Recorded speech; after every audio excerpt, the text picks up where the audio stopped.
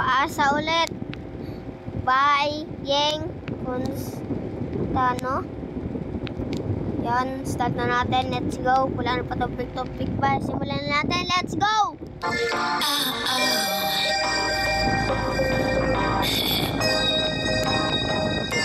Akala ko may ibig sabihin ang pag-like mo sa status ko sa Facebook. Nagre-reply ka rin sa Twitter. Akala ko yun na, pero nakita ko kahapon ay pinost kang iba. May kasama kang maganda. Ang sabi mo sa akin, kaibigan mo lang siya. Ang hirap palang maging D-A-N-G-A. Ang hirap palang maging D-A-N-G-A. Pinapaasa mo lang ako kasi alam mo na crush kita.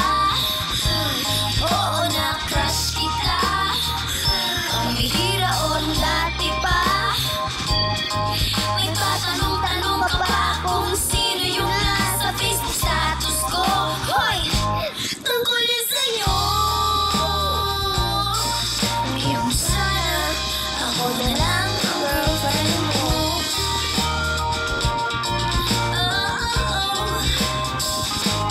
Parang gusto ko lang sabihin ang feelings na tinatago sa'yo.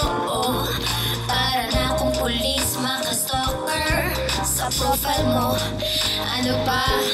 Pero nang makita ko kahapon, post mo may kasama ka. Ang mundo ko'y nag-iba. Pakiramdam ko, boy, chicks mo siya. Ang hirap palang maging D-A-N-G-A. Ang hirap palang maging D-A-N-G-A. Pinapaasa mo lang ako kasi alam mo na crush kita. Oo, na crush kita. Kung bihira o dati pa. May patanong-tanong ka pa kung sino yung nasa Facebook status ko. Hoy! Tungkol yun sa'yo. Sana ako na lang ang girlfriend mo. Iniisip ko tuloy napaagaw ba pag hihinala ko sa'kin may gusto ka. Nagmumukhang sira. Iniisip na may ibig sabihin yung message mo.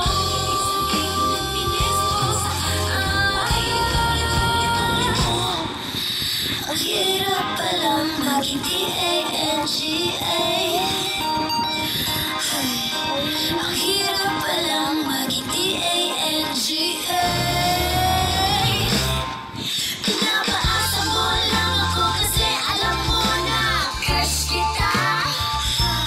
Oo, na crush kita.